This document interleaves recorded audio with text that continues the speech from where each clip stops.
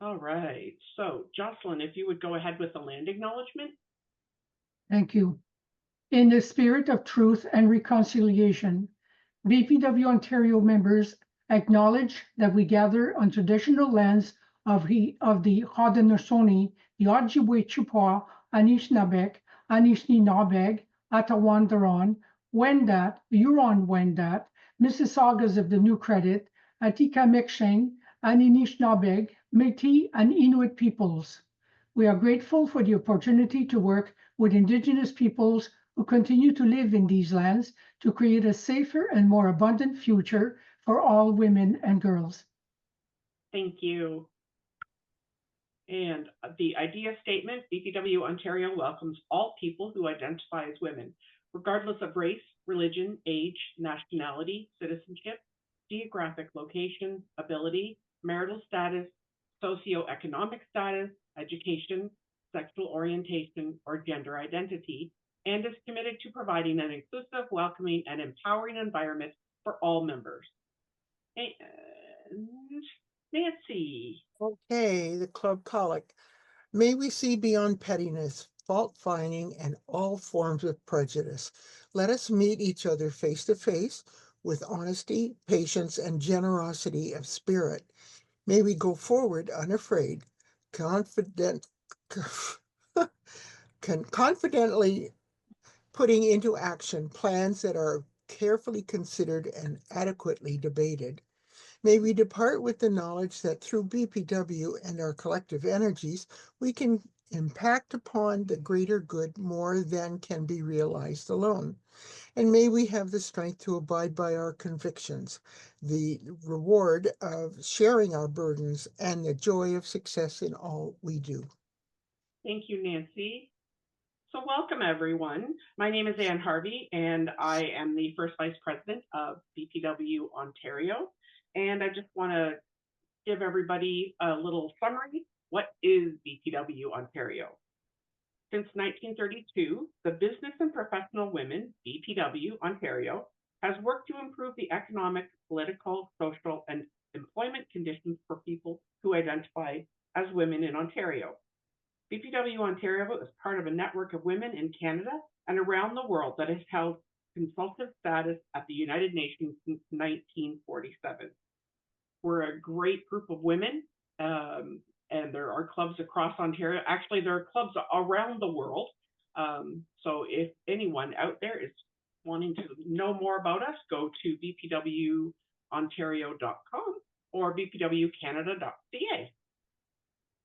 So I am excited to introduce Lauren Pires. Is that how we say it? I'm hoping. Pires. Lauren Pires. Pardon me, sorry? Pires. Oh, Pires. Okay, yeah. Perfect. Lauren Pires is an award-winning inspirational speaker and the first and only Invisible Disabilities Association ambassador in Canada. Born with a rare muscle disorder, Lauren has about 33% strength of the average person, but is known for her yay-sane and 100% spirit. In November 2020, Lauren competed in the Speaker Slam Grand Slam, the yearly finale of North America's largest inspirational speaking competition, and became the #2 inspirational speaker of the year. She's been featured on Breakfast Television, City News Toronto, globalnews.ca, and more. And we are so excited. Welcome, Lauren, and take it away. Thank you. I open share. If that's okay.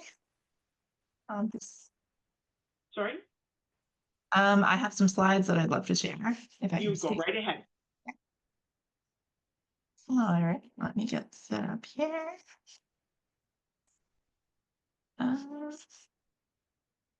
One second.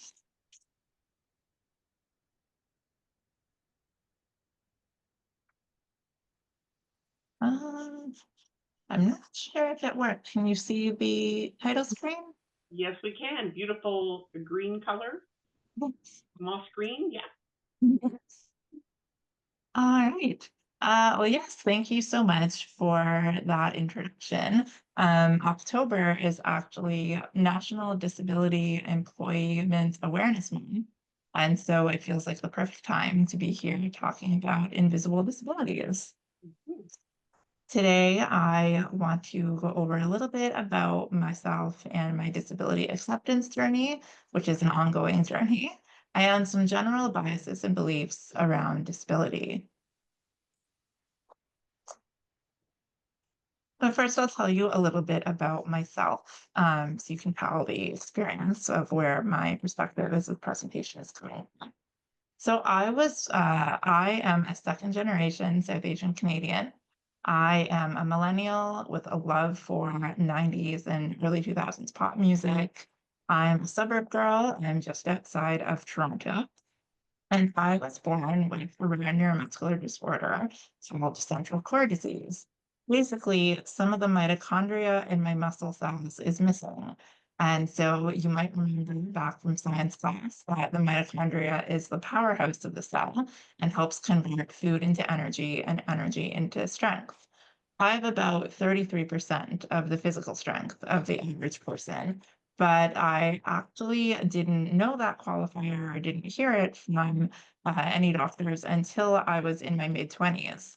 And even though I was born with CCD, I wasn't diagnosed until I was 21. So I'm very familiar with the long journey to diagnosis and being undiagnosed.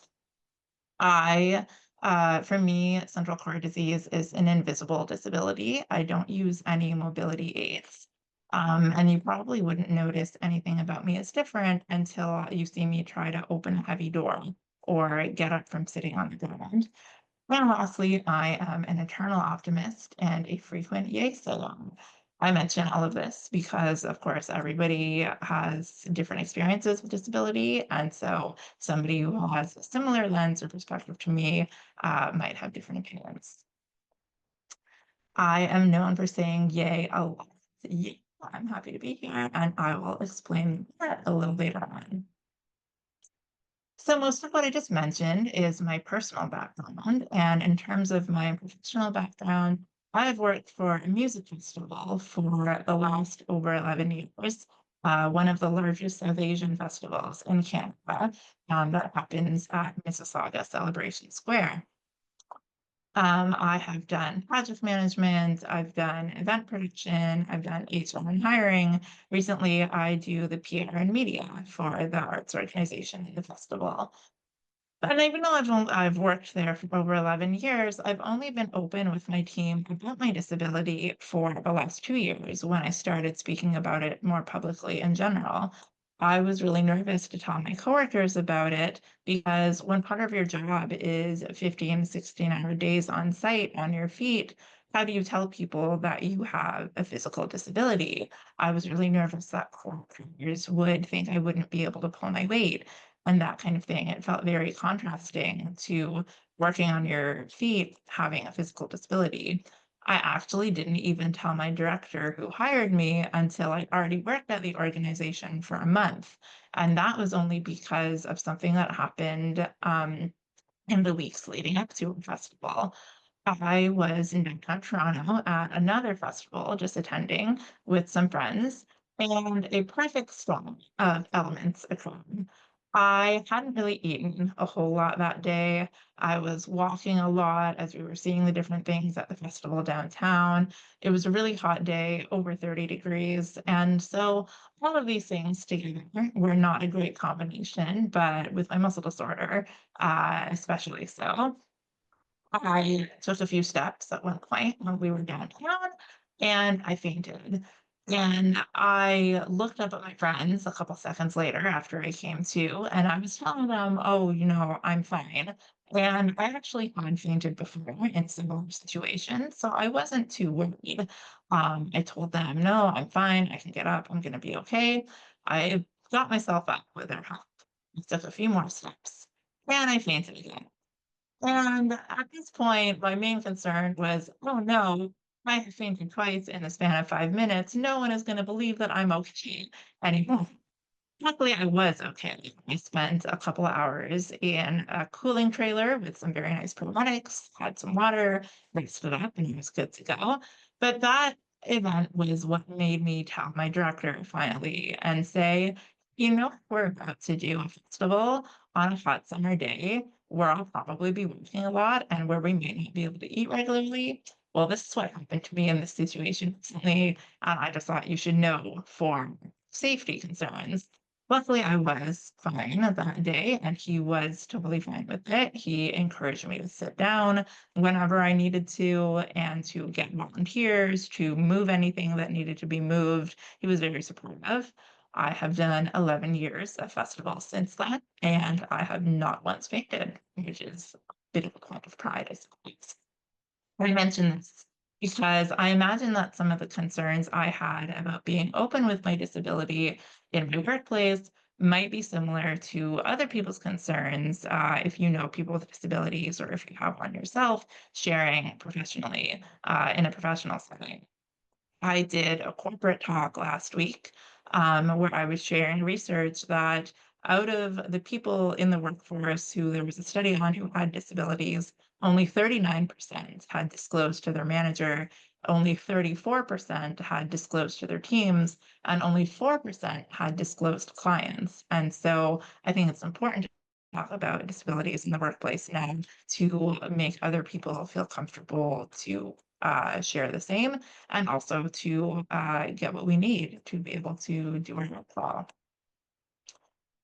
So it's only been the last 2 years that I started sharing about my disability. And when I first did, I was in an inspirational speaking competition called Speaker Slam, where I shot a video and spoke about my disability for the first time in public. The theme of the competition was impact, and I spoke about the impact of my muscle disability and how I always felt like I was in a weird gray area because it's an invisible disability and because there are so many things that I can do. I finished high school in 4 years. I used to work in downtown Toronto with a commute on the GO train and subway, and I drive myself everywhere I need to go. And nobody really ever thought twice about these things because most people do all of these things as well. But people didn't realize until I started talking about the impact of my disability in my speech that my school administration actually planned for me to finish in 5 years, and I had to push through my own 4-year plan. And they had accounted for shortened days because I tire easily, but I really wanted to finish at the same time as my friends. My family was really excited for me when I got the job where I'd have to commute downtown Toronto, but they also asked, would I be able to handle standing on the GO train and subway potentially for over an hour each way? People didn't realize that there was ever a time that I was worried I might not be able to drive because it was hard to turn the steering wheel fast enough. And so I was suddenly sharing all of these little things that were such a effective part of my life that nobody had really thought about. Last November, I became the #2 inspirational speaker of the year at Speaker Slam. You just look photo of me in the white there. And now I talk about my disability a lot. For somebody who never used to talk about it before, I talk about it in the media and on stages, on podcasts, and all kinds of different places. And the main reason is because I really want to be part of the representation that I hadn't realized I never got to see growing up. I didn't really know anyone who had a disability in person when I was growing up, and I didn't really see much representation of it in the media. So before I was used to talking about living with my disability, I was really convinced that if I told people, they would see me differently. It never occurred to me that people would hear my story and feel the same. Ever since I started talking about it, I've gotten messages from all over the world of people who have the same rare muscle disorder as I do and who relate to what I'm saying. I had a message on Instagram from an 18-year-old girl in Spain who said I was very brave to share about our disability because she has it and she finds it difficult to talk about. I got a message from a 27-year-old woman in Germany who grew up in a small town and said that anything different there was weird. It's considered weird by people in her community. When she saw me sharing my story online and related to it, it helped her accept her condition more and accept herself more. One of my favorite stories was I got a message from a mother in the States who was raising money for her son who has central cord disease, raising money to buy him a mobility scooter. And she had shared one of my Facebook speeches to a Facebook event for the fundraiser that she was doing. And she had said that she found that I illustrated the condition really well, and that she and her son sometimes have trouble explaining to family what he goes through, that I summarized it. And so that made me really excited to know that there are so many people who feel the same, and can see themselves in my story. So I mentioned that, of course, living with a disability, as living with any kind of challenge, has its difficulties. And so part of how I manage my life is to look for them. Because when you're operating with 33% strength, you really got to prioritize where your energy goes. It's kind of become my survival strategy. I literally don't have energy to waste on unnecessary things that bring me down.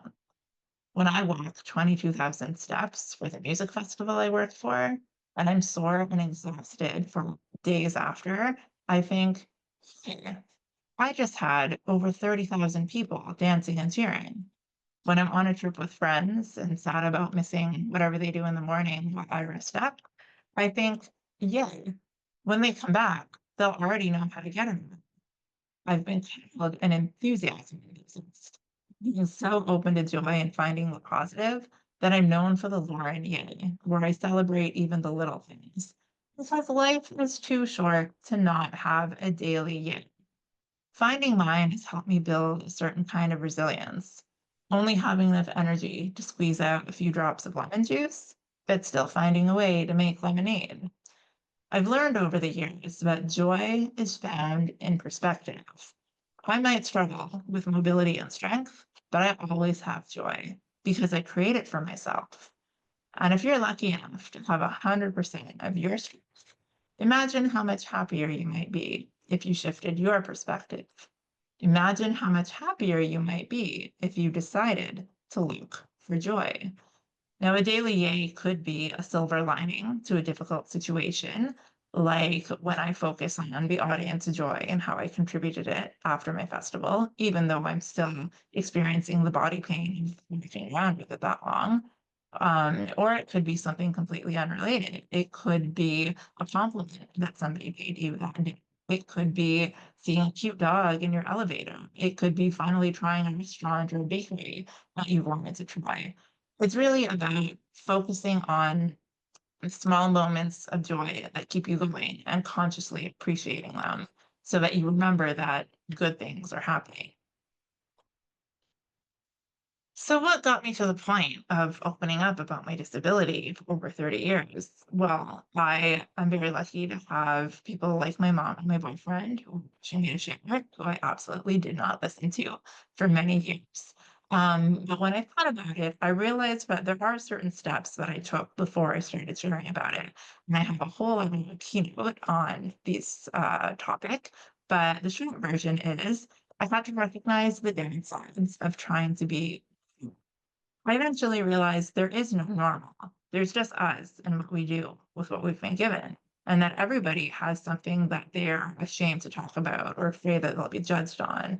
It could be a physical or mental health condition. It could be a family or financial situation. It could be an aspect of appearance. It could be a hobby. There's all kinds of things that people don't want to share. And for mine, it was my muscle disability. But when I recognized the downside of trying to and how my life was more difficult when I was hiding this aspect about myself, it kind of made me see that there could be another way. I also had to see my story and other people sharing their story. And speaking competition that I was in was great for this because before I competed, I was just an audience member for a few years and saw so many people sharing their life stories of all different kinds. And what always stuck out to me was the speakers with disabilities sharing about what they'd gone through and how I would relate to different parts of it, even if we had different disabilities. And that really made me feel like, wow, first of all, we can talk about it. I had never thought about talking about it before. I got to see the example first, but also realizing that, well, maybe the way that I am being moved and feel reflected by someone else sharing their story, maybe I can do that for someone else. Maybe someone else will see my story, see their story in my own. Lastly, I found my community of people who understood and relate to me. When I finally had my diagnosis of central core disease, I was able to Google it, search around, and I eventually came upon a Facebook group of over 1,000 people who either have CCD or have kids who do. And suddenly, after after 26 years of not knowing anyone, having anyone to talk to about it, I had this group of people who understood and could ask about milestones and ask us about things about their bodies and all kinds of different things, people who have lived experience of it. A really good example of important finding community and finding representation of what you're going through is I actually found in another STEM speaker who's competing this year. She is a Paralympic athlete. And we have been bonding a little bit because I have actually never met anyone else in person who also had a neuromuscular disorder. I was lucky enough to tag along with her earlier this summer when the Paralympics were on to got to be a guest on The Social, the daytime talk show. And I was excited to be there just to support her and share her story. But when I was watching the rehearsal, as she was going over her talk with the producer, I started crying. And I didn't think I would have that kind of emotional reaction, but I realized as she was talking about living with her muscle disorder, it was the first time I ever really felt understood. And I'm lucky that I have parents and a boyfriend and friends who have a certain understanding of what it's like to live with my disability just from observing me and listening. But this was the first time that I was interacting with somebody who lived with it, and I knew she understood it from that. The great thing about all of these steps, if you try to apply them to whatever you're going through and whatever you're afraid to share, is that you can be as open or as private with them as you want. None of these steps actually involve telling another person whatever you're going through if you're not comfortable with that. They're really all about recognizing that there can be a better way, finding other people who are going through the same things as you, and knowing that you're not alone. So switching gears a little, I wanted to talk about some general biases and beliefs around disabilities. The first being that disabled is a bad word, and using euphemisms like differently abled or challenged or special needs, diverse abilities, and diverse is another one that I hear every now and then. There are a lot of different ways that people avoid saying the word disabled. But the thing about that is not using it feeds into the idea that disability is bad or something to be afraid of. I've also heard it in the context of, I don't even think of you as disabled. Phrases like that imply, even though they're well meaning, it kind of implies that disability is negative or a problem to be fixed, rather than just a normal, inevitable part of the human experience. Disability isn't inherently a bad thing. It is a neutral thing. It is just a thing. It's a human, and it's one of the nuances to the human experience, of which there are many. Another belief about disability is the assumption, mostly by people who don't have disabilities, that people with disabilities have a low quality of life.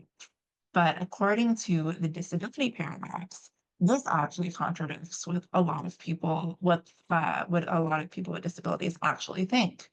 I first learned about the disability paradox through another speaker a few years ago who said difficulty doesn't equal misery when she was explaining it. And I love that because that just felt like a summary of my life. Living with a disability can be difficult, but it can also have so many moments of joy.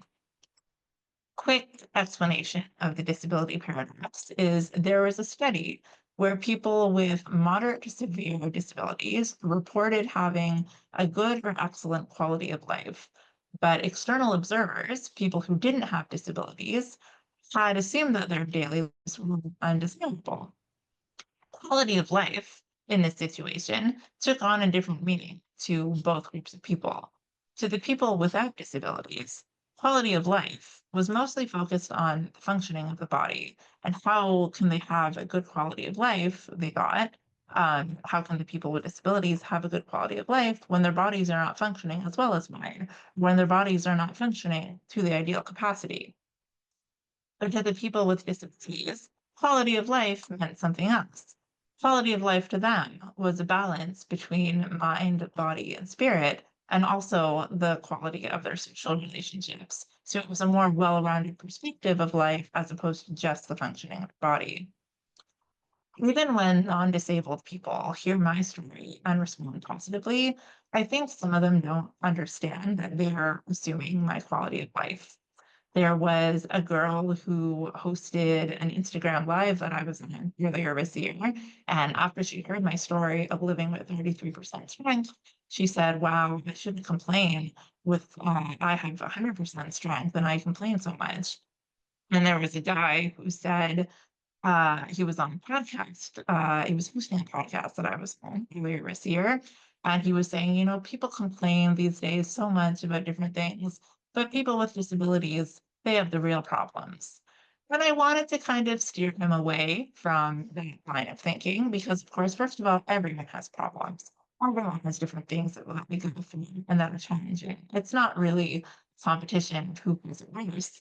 And I don't really want people to think, sure, I'm doing fine.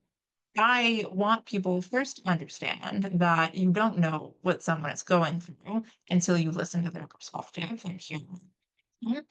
And also, I want people to kind of see what can they learn from and apply from what I go through, because of course we can all learn from so many different people's life experiences. I, as I mentioned, deal with strength and mobility issues every day, but I always have joy. And I want people to know that whatever challenges they're facing, by shifting perspective, and by focusing and realizing that there are good things, even within the moments of bad, that you can build resilience and face adversity with a positive mindset. The last bias about disability is people without disabilities thinking, oh, I don't know how I would cope if I ever became disabled. I'm lucky not to be disabled. People often fear becoming disabled and, like I mentioned, pity those who do. And we don't know what we don't know. People are generally bad at predicting how they'll feel in the future, which means they're also bad at predicting how people will feel. That's a main reason why people with disabilities often assume that people with disabilities are unhappy. Because when people with disabilities are picturing having a disability, they're only seeing the symptoms, they're only seeing how difficult and how negative it is. But that aspect of having a disability is generally only in the beginning when you acquire one. And of course, and anytime you're facing a life change or a challenge in the beginning, it's difficult.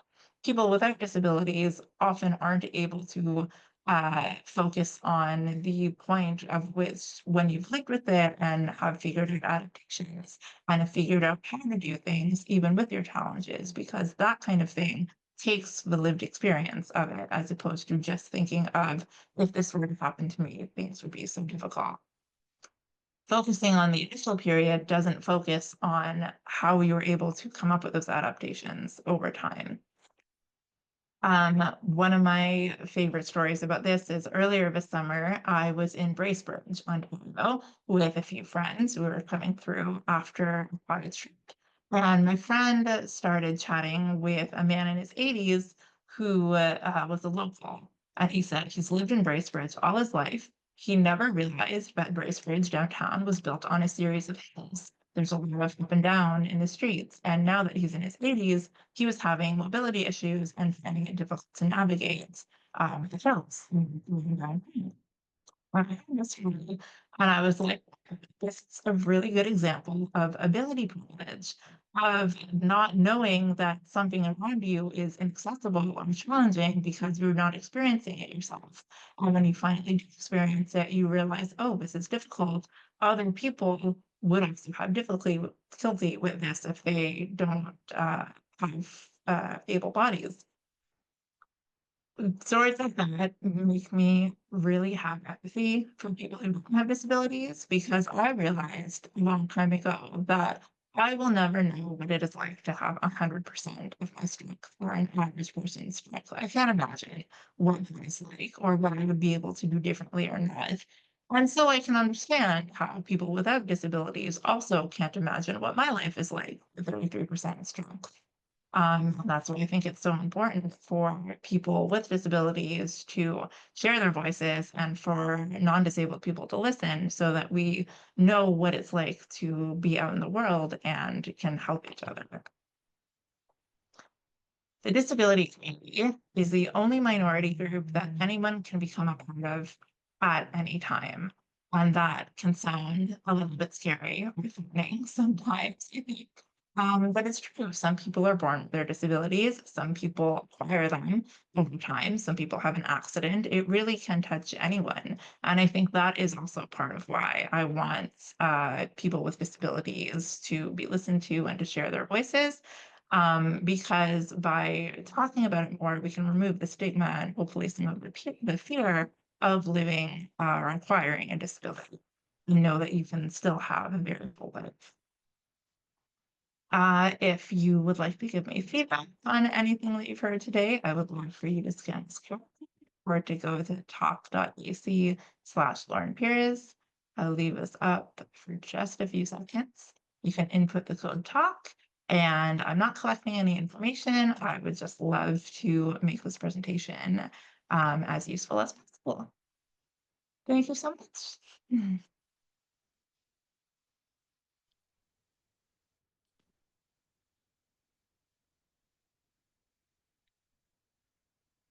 That was great.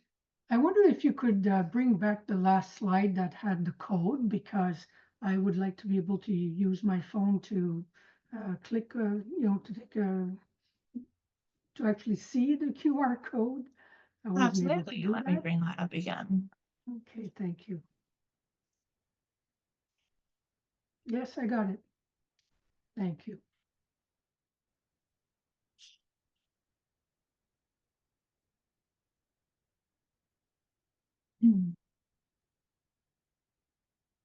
All right. Thank you. Lauren, amazing. You are an inspiration. Um, I feel your pain a little bit, very little bit. I have a hearing loss, and I understand the frustration of an invisible disability. So thank you for sharing that and for going out to the world and inspiring all those other younger people and older people. Yeah. Does anyone have any questions for Lauren? While we're waiting, I have a question. Sure. For you, what does self-care look like? Yeah. I try to plan a lot of rest days in between whatever I'm doing. A few different reasons, I suppose. I love just having a day to stay at home and do nothing.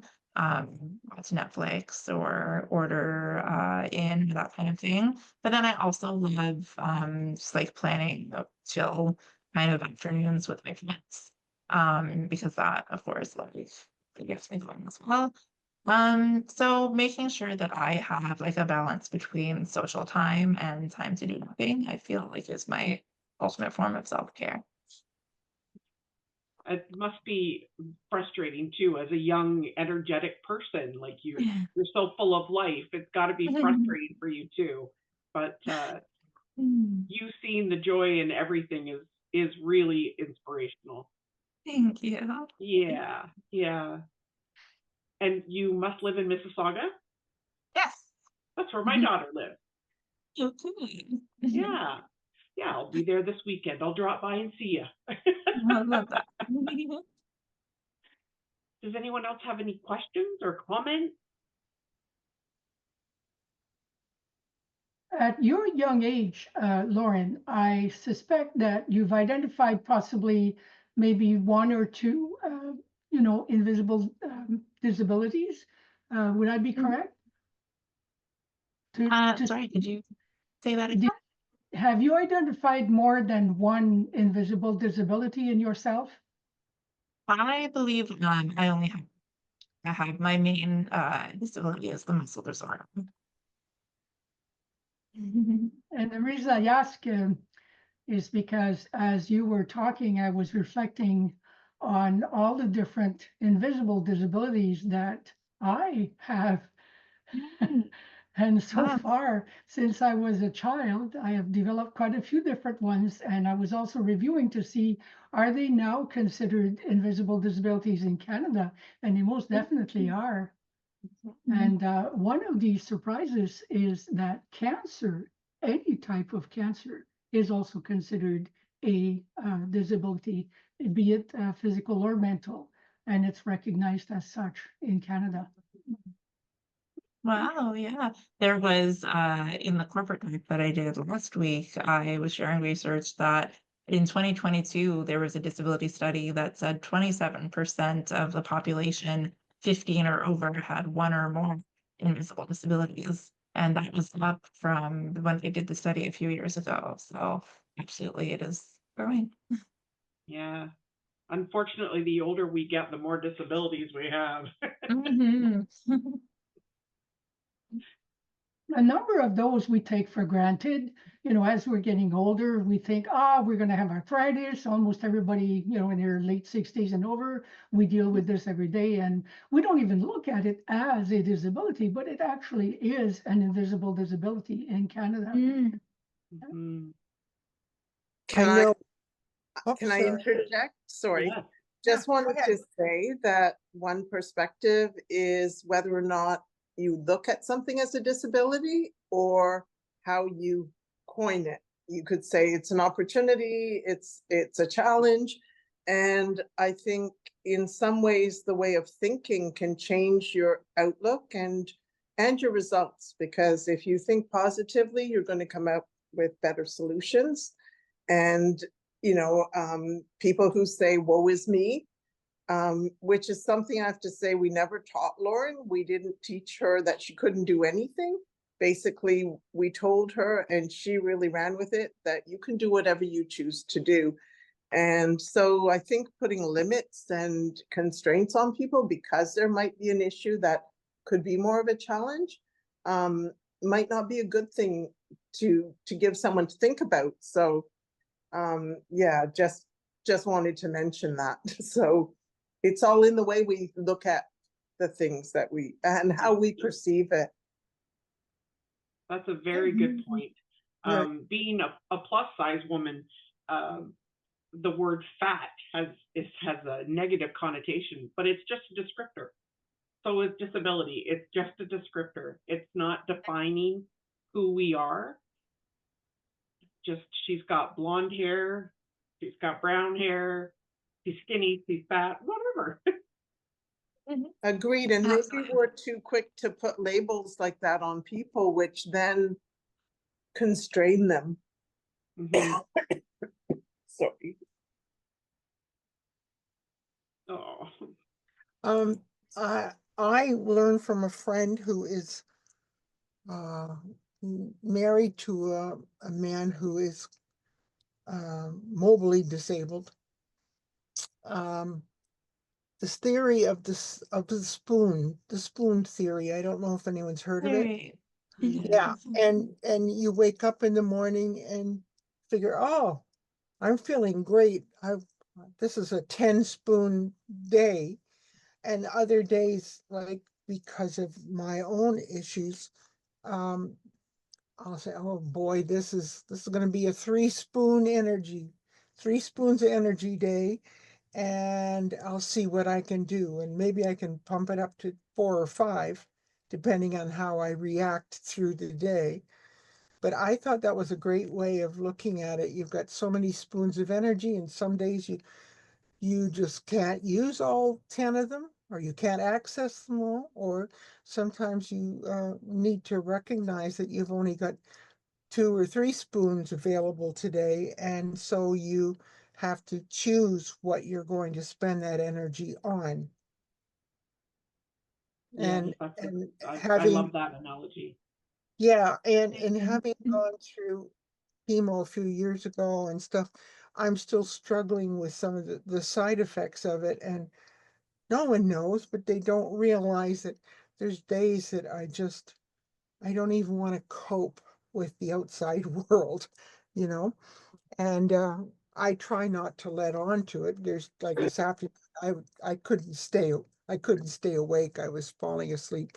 But I do feel that having a positive attitude has been a very big advantage to me in my recovery, having gone through cancer 3 times. And it's made all the difference in the world, because I know people who say, boo hoo, poor me, and they give up, and some of them have died just giving up. Mhm. I refuse. I'm just bullheaded anyway, just like my mother. I'm stubborn as hell. But Nancy, I think you're very inspirational also, and people should hear what you're saying, because there are people that actually probably have 9 spoons of energy and are only using 3.5. So it's all, it's all That's relative that true. way. What So waste? wouldn't you say they have a disability? I would say they have an invisible disability too. Absolutely. Yeah.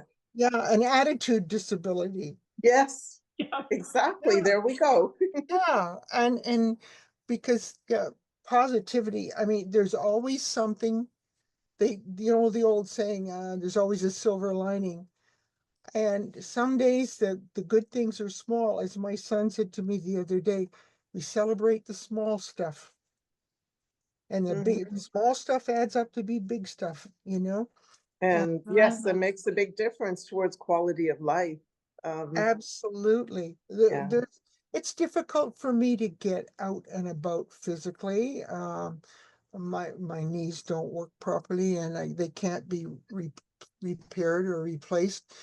And so there's times when I say, no, I'd really like to participate in this activity, but I can't. I know that. Yeah. It doesn't mean that I'm feeling all boohoo sad about it.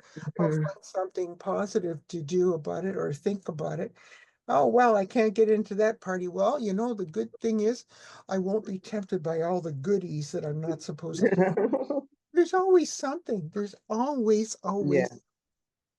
So, and I've had people, strangers, like I posted on Facebook when I was going through all of that, because I wanted people to understand why I was backing off of certain groups or whatever.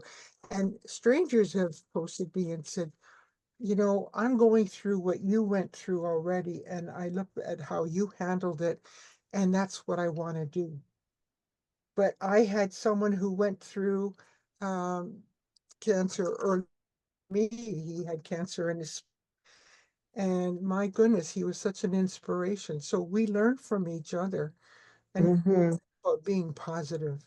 I Mhm, think you And it's did. I think we also have to learn to be kind to ourselves, that it's okay to say, I don't feel up to that today, or to do whatever and take care of yourself. So self-care, I think, is important. And why should we feel ashamed when we do it? We shouldn't, you know? I Mm. understand that. Yeah. Like this afternoon, I knew that I had to lie down. I couldn't even function mentally as well as I should have been.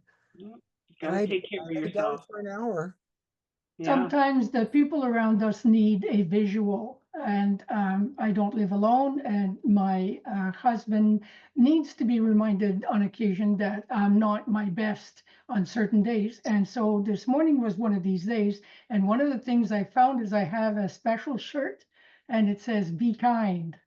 Oh, So when I put that shirt on, he knows it's one of my mornings that are going to take me a long time to get going. I need one of those shirts. yeah. Does anyone else have any comments or questions for Lauren? I think you're very inspirational, Lauren. I Yes. really appreciate you taking the chance to do the presentation for us. Mhm. Thank you so much for having me. Well, if no one else has any questions, I'll let you go. And thank you again so much for coming and speaking to us. If you want to become a BPW member, you know who to call. I'm actually hoping to get a Mississauga club going because I have to get my daughter in there. She's 34 and she's got 2 little ones, but I'm like, okay, time to follow in mommy's footsteps. Same age. And Chrislyn, I'd love to have you join our Niagara Falls group. Yes. Yes, I'm sure I will Thank be a part of that. It seems I'm being drawn towards it. Beautiful. That's Yes. Well, thank you. And I appreciate that you attended our September 25th information night, Laugh, Listen, and Learn. It was really good. I enjoyed it. And it was great to meet all the ladies there. So, Yeah, yes, they're when I'm in Niagara town, Falls. yeah, They're a great club. So, yeah. Anne, would you I- like to read the comments in the chat? Oh, Beautiful. Thank you so much, everyone. Charmaine said, thank you, Lauren. Very interesting. Chrislyn, sleeping is also great self-care. Yes, you are correct. Absolutely. Heather, great presentation. Thank you. And Lauren said, thank you. All right. I will let everyone go and thank you so much. Remember, bpwontario.com. Yes. Bye-bye. bye, Thanks, everyone. Have a everybody. good night. Thank you for attending. Bye. Bye.